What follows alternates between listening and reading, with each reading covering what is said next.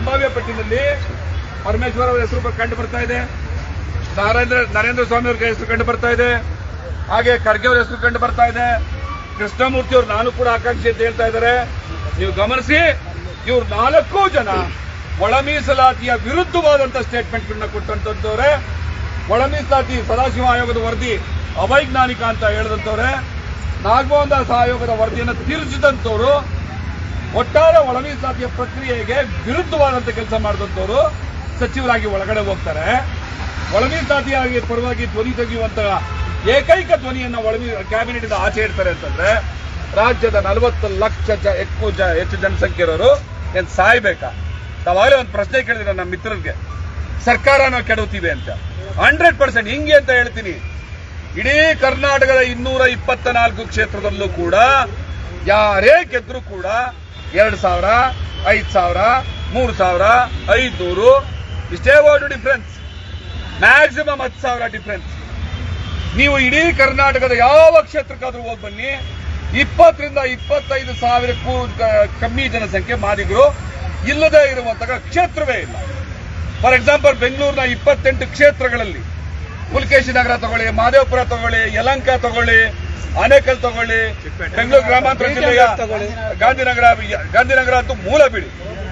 ಇನ್ನ ಬೆಂಗಳೂರು ಗ್ರಾಮಾಂತರ ಜಿಲ್ಲೆ ಮಾಗಡಿ, ದೇವನಹಳ್ಳಿ, ನೆಲಮಂಗಲ ಎಲ್ಲ ತಗೊಳ್ಳಿ, ಪ್ರತಿ ಕ್ಷೇತ್ರದಲ್ಲೂ ಕೂಡ 40 ರಿಂದ 50ಕ್ಕೂ ಹೆಚ್ಚು ಸಾವಿರ ಜನಸಂಖ್ಯೆ ಇರುವಂತಹ ಮಾದಿಗರು.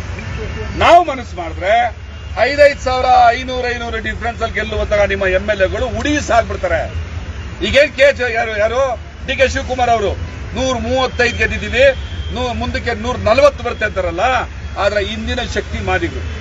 ಈ ಸಾರಿ ದಾವಣಗೆರೆಯಲ್ಲಿ ಮತ್ತೆ ಇನ್ನೊಂದು ಉಪಚುನಾವಣೆ ನಡೀತಲ್ಲ ಬಾಗಲಕೋಟೆನಲ್ಲಿ, ಇಡೀ ಮಾದಿಗ ಸಮುದಾಯ ಸೋಲಿಸಬೇಕು ಅಂತ ನಿಂತಿರುವಾಗ KH ಮುನಿಯಪ್ಪನವರು ಇಡೀ ಸಮುದಾಯಕ್ಕೆ ಒಂದು ಮನವಿಯನ್ನ ಮಾಡಿದ್ರು.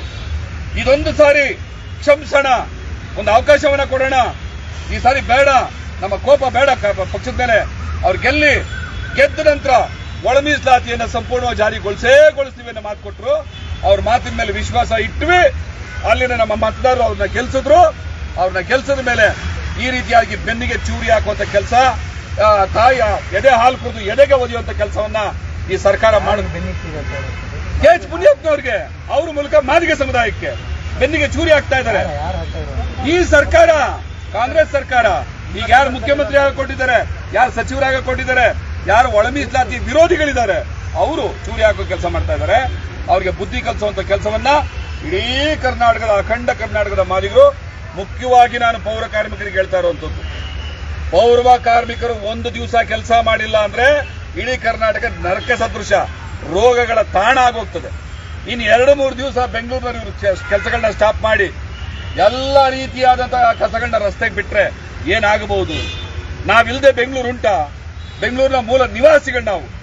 ನಮ್ಮಂತವ್ರಿಗೆ KH ಮುನಿಯಪ್ಪನವ್ರಿಗೆ ಒಂದು ಉಪಮುಖ್ಯಮಂತ್ರಿ ಸ್ಥಾನ ಕೊಡೋದೆಲ್ಲ ಕಡೆಗಣಿಸ್ತೀವಿ ಅಂತಂದ್ರೆ ಈ ಶಿಕ್ಷೆಯನ್ನ ನೀವು ಅನುಭವಿಸ್ತೀರಿ ಅನ್ನುವಂಥ ಎಚ್ಚರಿಕೆಯನ್ನ ನಾನು ಎಲ್ಲರ ಪರವಾಗಿ ನಾನು ನಿಮ್ಮ ಮೂಲಕ ಕೊಡೋದಕ್ಕೆ ಇಷ್ಟಪಡ್ತೇನೆ.